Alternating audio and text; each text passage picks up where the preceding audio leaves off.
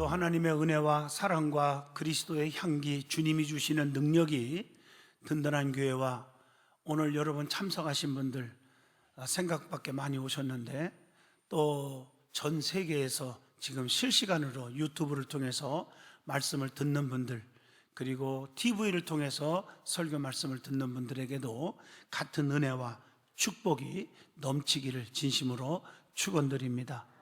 에베소서 5장 1절로 21절을 본문으로 주님의 뜻대로 사는 자 하는 제목으로 같이 은혜를 나누고자 합니다. 성도가 누구냐 이렇게 물어보면 여러 가지 대답하지요. 천국 백성, 하나님의 자녀, 그리스도인, 또 혹은 자기 백성, 친백성, 또 택한 백성이라는 뜻으로 선민, 구별된 백성, 거룩한 백성 해서 성민 이렇게 불리기도 합니다.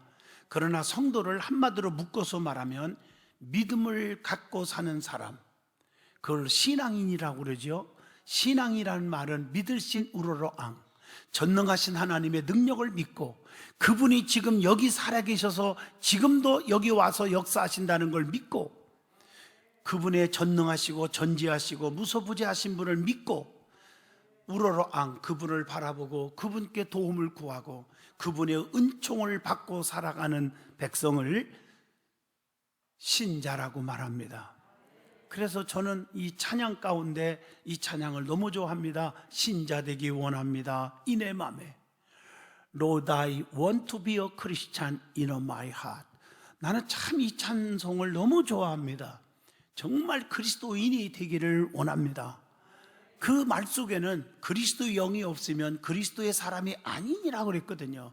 내 안에 주님이 계실 때 정말 진정한 신자가 되지 않겠는가 하는 생각을 합니다. 왜냐하면 믿음을 갖고 살아야 되는데 믿음도 가짜가 있고 진짜가 있습니다.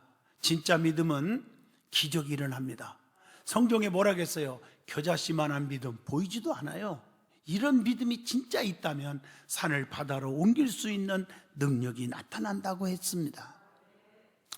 또한 큰 믿음이 있고 작은 믿음이 있어요. 큰 믿음은 주님의 마음을 감동케 하는 스로보니게 여인과 같은 믿음을 얘기합니다. 마가복음 7장 27절로 29절을 보시면 스로보니게 여인은 딸 하나가 있는데 귀신 들려서 미쳤어요. 얼마나 기가 막혀요. 마음이 아프고 주님 앞에 나와서 살려달라고 고쳐달라고 애원할 때 주님이 개들에게 던짐이 마땅하도다, 이런 소리를 들으면서도 하나도 짜증내지 않고 옳소이다, 맞습니다. 그러나 개들도 상 아래 버려두는 부스룩이라도 주워 먹지 않습니까? 이 말을 들을 때 주님의 마음이 얼마나 감동이 되면 여자여 네 믿음이 크도다, 그 다음 말이 뭘까요? 네 소원대로 되라. 이 딸이 깨끗이 나았다고 하는 말씀입니다. 오늘 이런 여인을 향해서 네 믿음이 크도다, 큰 믿음이라고 말하는 거예요. 작은 믿음은 뭘까요? 의심하는 믿음, 풍랑을 만날 수밖에 없는 믿음이에요. 마태복음 8장 26절 예수께서 이르시되 어찌하여 무서워하느냐 믿음이 적은 자들아, 이렇게 말하고 있습니다. 믿음이 적기 때문에 의심이 생기는 거예요. 의심이 생기니까 풍랑이 오는 거예요. 왜 이렇게 풍랑이 우리 속에 그칠 줄 모르게 옵니까? 믿음이 적은 연고로. 성경은 말합니다. 내게 능력 주시는 자 안에서 내가 모든 것을 다 할 수 있다고 했습니다.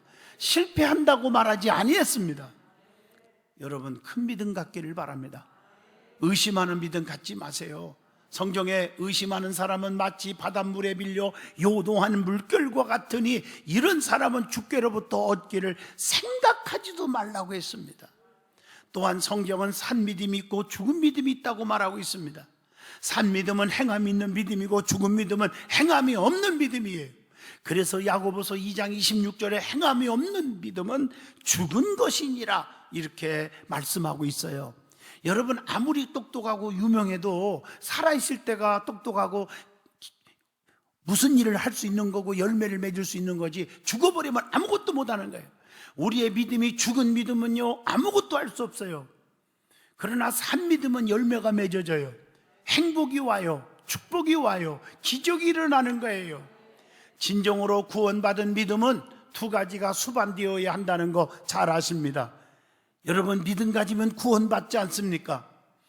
그 두 가지가 뭘까? 믿음을 가진 사람만이, 정말 진정한 믿음 있는 사람만이 천국을 소유하잖아요. 다시 말하면 천국 다 가는 게 아니에요.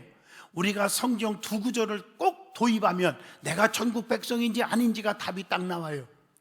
주님 뜻대로 행하는 자, 마태복음 7장 21절에 나더러 주여 주여 하는 자마다 다 천국에 가는 게 아니라고 했습니다.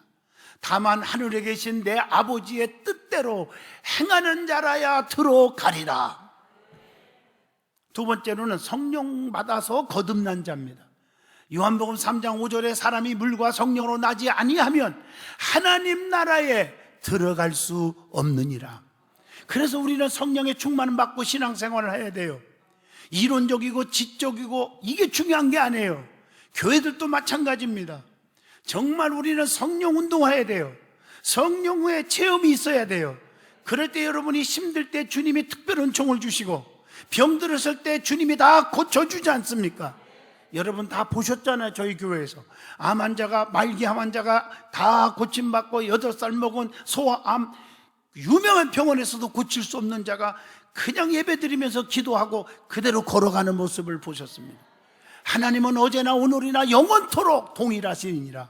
천지는 없어질지 몰라도 내 말은 1.1핵이라도 변하지 않는다고 했습니다. 주의 능력을 체험하고 사는 성령 충만한 믿음의 성도가 되기를 바랍니다. 그러므로 믿음의 사람은 사람의 뜻대로 살지 않습니다. 주님 뜻대로 사는 줄로 믿습니다. 어떻게 보면 성령 충만 받은 사람들이 주님 뜻대로 살아가는 거예요. 그러면 주님 뜻대로 사는 것이 무엇일까요? 입술로만 주님 뜻대로 한다고 사는 게 아니지 않습니까? 오늘 본문을 통해서 저와 여러분이 깊은 은혜의 시간이 되기를 바랍니다. 그래서 오늘 제목이 주님의 뜻대로 사는 자 하는 제목입니다. 첫째가 본문 15절로 17절의 말씀을 드리고 있습니다. 주님의 깊은 뜻을 분별하고 사는 것이 주님의 뜻대로 사는 자라고 말합니다. 하나님의 말씀도요, 주님의 깊은 뜻을 전달하는 거예요. 왜 하나님이 이 말씀을 줬을까? 우리는 아셔야 돼요. 그래서 말씀에는 지, 정, 의가 있어요.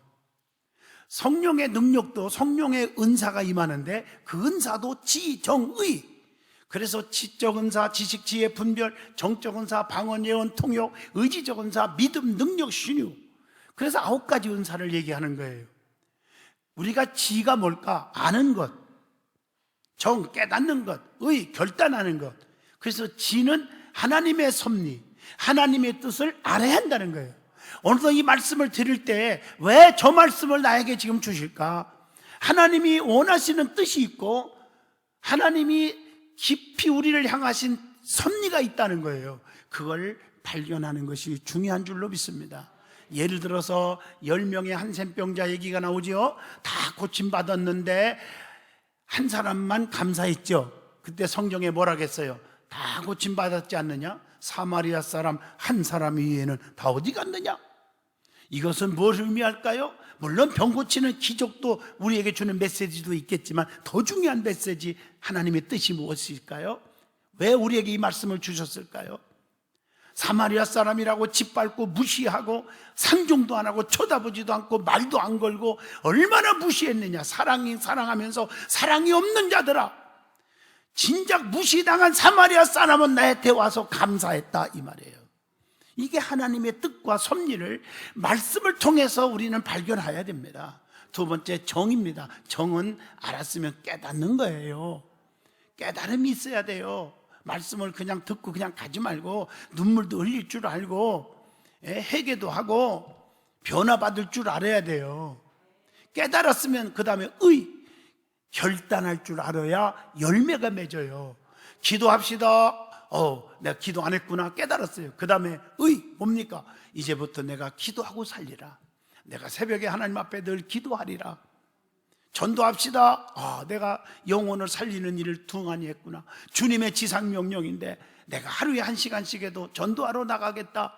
생명을 귀하게 여기자. 이렇게 결단을 내려야 실행을 옮길 수 있고 실행할 때 열매가 있는 것입니다. 그리고 하나님의 뜻대로 살아야 뭐가 된다겠어요? 천국 백성이 된다고 했어요. 주여 주여 한다고 천국 가는 것이 아니라겠잖아요. 마태복음 7장 21절 하나님 뜻대로 사는 자가 천국에 간다고 그렇게 분명히 말씀했어요. 하나님의 뜻은 어떤 상황 속에서도 변하지 않고 기도하고 감사하고 기뻐하는 삶을 사는 것입니다. 데살로니가전서 5장 16, 17, 18절 보세요. 항상 기뻐하라, 쉬지 말고 기도하라, 범사에 감사하라. 이것이 그리스도 예수 안에서 너희를 향하신 하나님의 뜻이니라.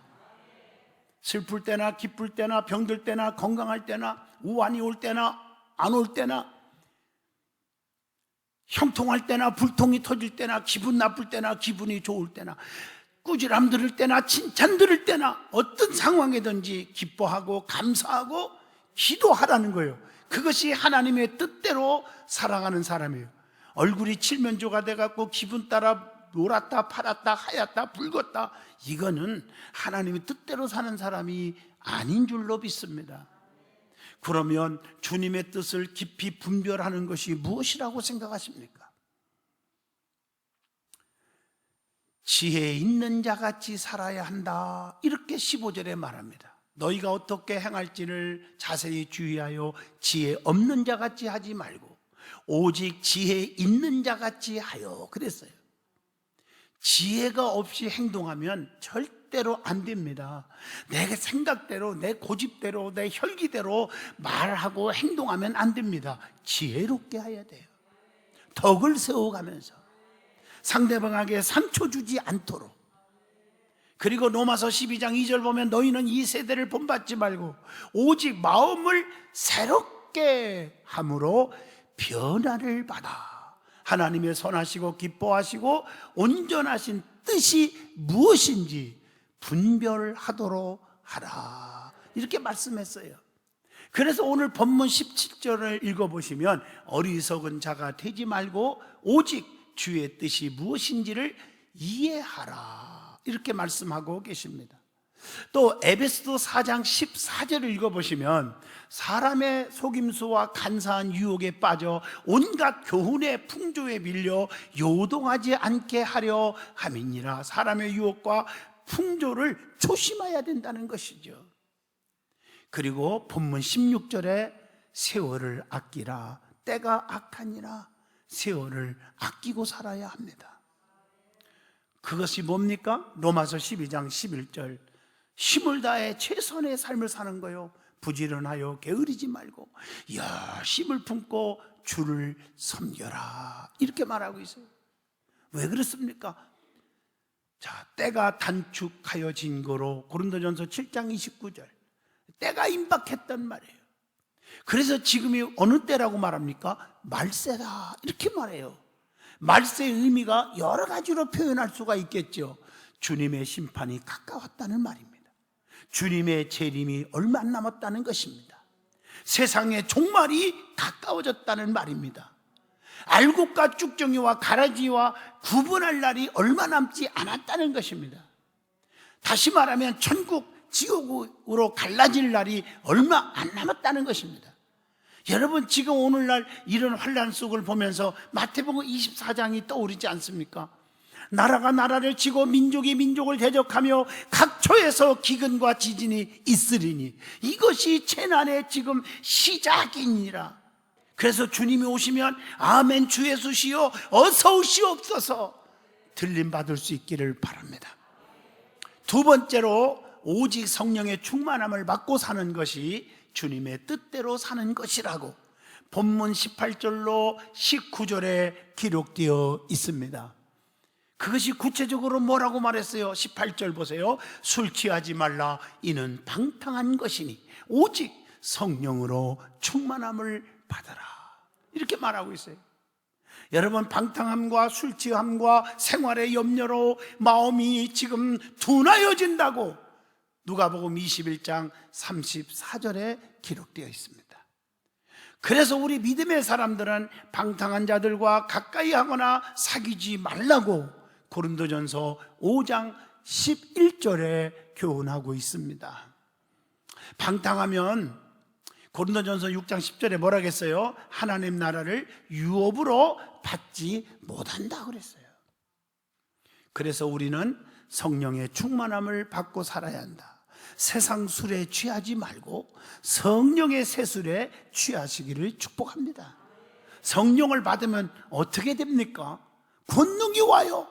사도행전 1장 8절, 오직 성령이 너에게 임하시면 권능을 받고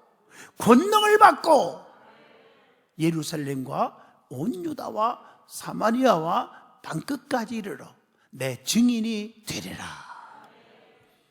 여러분, 권능이 뭔지 아시잖아요. 병 고치는 능력이 나타납니다. 은사가 나타납니다. 가난마귀 저주마귀를 때려 부숴버립니다. 실패마귀 때려 부숴버립니다. 이길 줄로 믿습니다. 그래서 에베소 4장 30절에 하나님의 성령을 근심하게 하지 말라. 그 안에서 너희가 구원의 날까지 인치심을 받았느니라. 그래서 인치심을 받은 자는 성령을 근심하게 하면 안 되는 것입니다.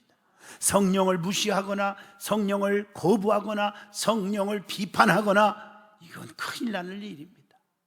그래서 우리 믿음의 사람들은 에베소 6장 18절을 기억하세요. 성령 안에서 기도로 깨어 있어야 합니다. 모든 기도와 간구를 하되 항상 성령 안에서란 말을 기도하고 이를 위하여 깨어 구하기를 항상 힘쓰며 우리 마음으로 주님께 또한 찬송을 하여야 합니다.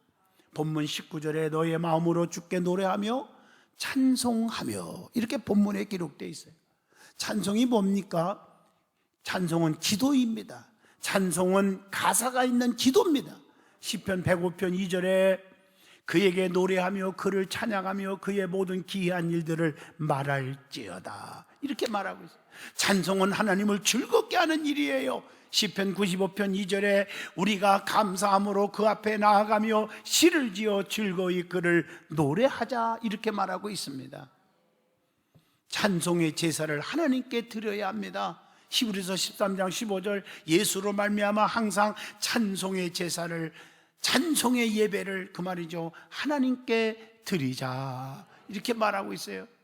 찬송은 찬송하는 자가 있고 찬송을 듣는 자가 있고 찬송을 받는 자가 있습니다. 찬송을 하는 자는 기쁨으로 감사함으로 감격으로 불러야 한다. 골로새서 3장 16절에 그렇게 말씀하고 계십니다. 찬송을 듣는 자는 은혜롭게 믿음으로 듣고 하나님을 증거해야 한다고 에베소서 5장 19절에 말씀합니다. 또 찬송을 받으신 분은 누굴까? 영광을 받으시는 분이 누굴까? 빌립보 1장 11절 예수 그리스도로 말미암아 의의 열매가 가득하여 하나님의 영광과 찬송이 되기를 원하노라. 하나님이신 줄로 믿습니다. 우리가 예배를 통해서 하나님의 영광을 지금 받으시고 계십니다. 하나님은 찬송과 영광을 받으시기에 어떠한 분이에요? 합당하신 분이라고 계시록 5장 13절 보좌에 앉으신 이와 어린 양에게 찬송과 존귀와 영광과 권능을 세세토록 돌릴지어다 이렇게 말씀하고 계십니다. 세 번째는 본문 20절로 21절입니다. 범사에 감사하고 사는 것이 하나님의 뜻대로 사는 자라고 말씀하고 있습니다. 모든 삶이 주 예수 그리스도의 이름으로 행하라는 거예요. 본문 20절에 보면 범사에 우리 주 예수 그리스도의 이름으로 항상 아버지 하나님께 감사하며 그랬어요.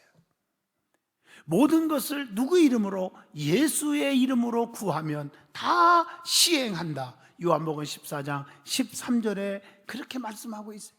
모든 자들이 예수의 이름 앞에 무릎을 꿇으면 하나님의 영광을 받으신다고 빌립보서 2장 9절로 11절에 말씀을 드리고 있습니다. 그래서 빌립보 4장 6절에 아무것도 염려하지 말고 다만 모든 일에 기도와 간구로 너희 구할 것을 하나님께 감사함으로 아뢰라. 그리하면 지각이 뛰어난 그리스도의 평강 예수 그리스도께서 너의 마음과 생각을 지키시리라. 여러분, 우리는 이게 얼마나 중요한 신앙생활인 줄 아세요? 하나님의 판단과 또한 사람의 판단이 다르다는 것입니다. 사람은 외모를 보지만 하나님은 외모를 보지 않아요. 중심을 보신다고. 골로새서 3장 25절, 주는 사람을 외모로 취하심이 없느니라, 이렇게 말하고 있어요. 야고보서 2장 3절, 인간은 겉모양 옷차림만 보고 그 사람을 판단합니다. 절대로 실수입니다. 인간은 겉모양 옷차림을 보고 사람을 판단해 갖고 실수할 경우가 얼마나 많은지 야고보서 2장 3절을 통해서 압니다. 주님께서는 회개하며 겸손하게 서 있는 세리의 기도를 받으시는 거예요. 누가복음 18장 14절의 말씀 아닙니까? 그래서 우리의 단장은 애모로 하지 말라고 베드로전서 3장 3절에 기록되어 있습니다. 야고보서 2장 9절 보면 우리가 사람을 애모로 취하면 범죄하는 것이에요. 그래서 애모를 보고 사람을 판단하고 비판하고 그러면 안 됩니다. 가난하다고 무시하고 못 배웠다고 무시하고 믿음이 없다고 무시하고 교회 나온 지 얼마 안 됐다고 무시하면 안 된다는 얘기입니다.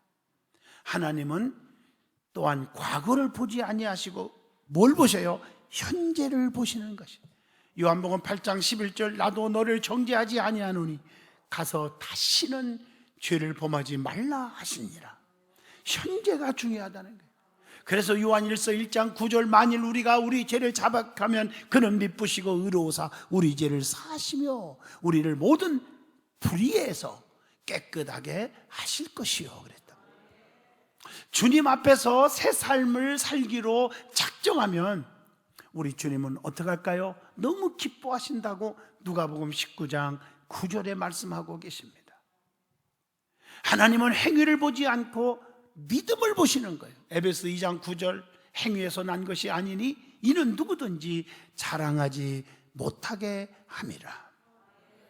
그래서 에베소 2장 8절 봐도 구원도 행위에서 난 것이 아니요 믿음으로 얻는 것이라고 말씀합니다. 믿음이 없이는 하나님을 기쁘시게 하지 못한다고 히브리서 11장 6절에도 말씀하고 계십니다. 하나님께서는 뭘 보시고? 믿음을 보시고 축복하시고 기적을 나타내기도 하시고 질병에서 치료하기도 하신다는 게, 여러분 마태, 마가, 누가, 요한복음, 특별히 사복음서에 꽉 차 있어요.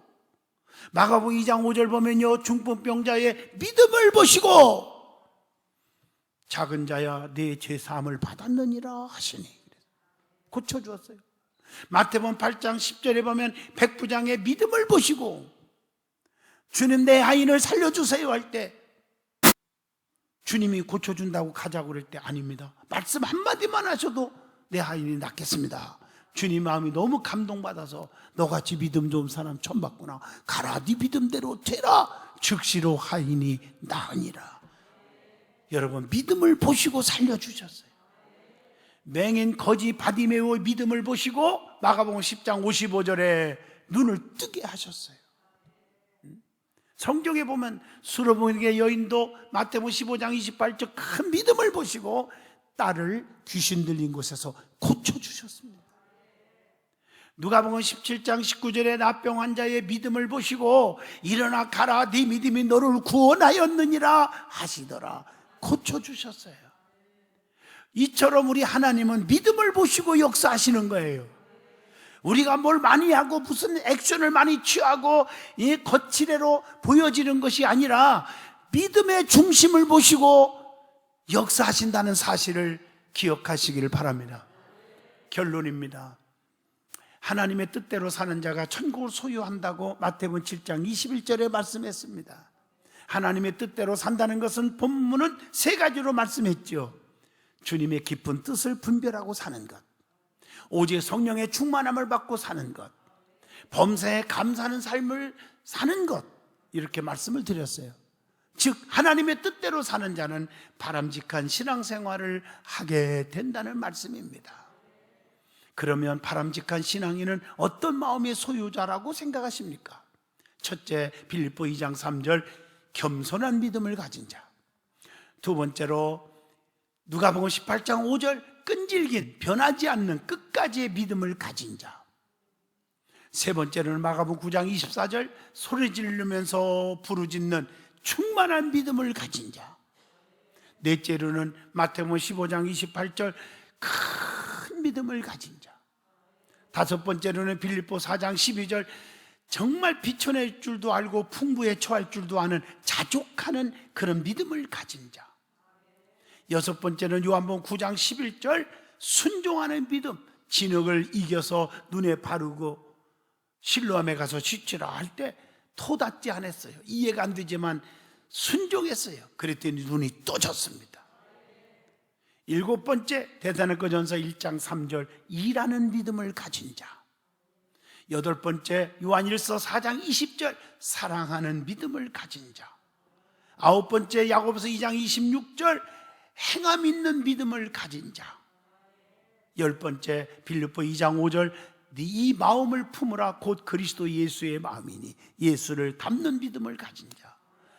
11번째 누가복음 8장 44절 예수님의 옷깃만 만져도 낫겠다고 하는 기적을 체험하는 믿는 믿음을 가진 자.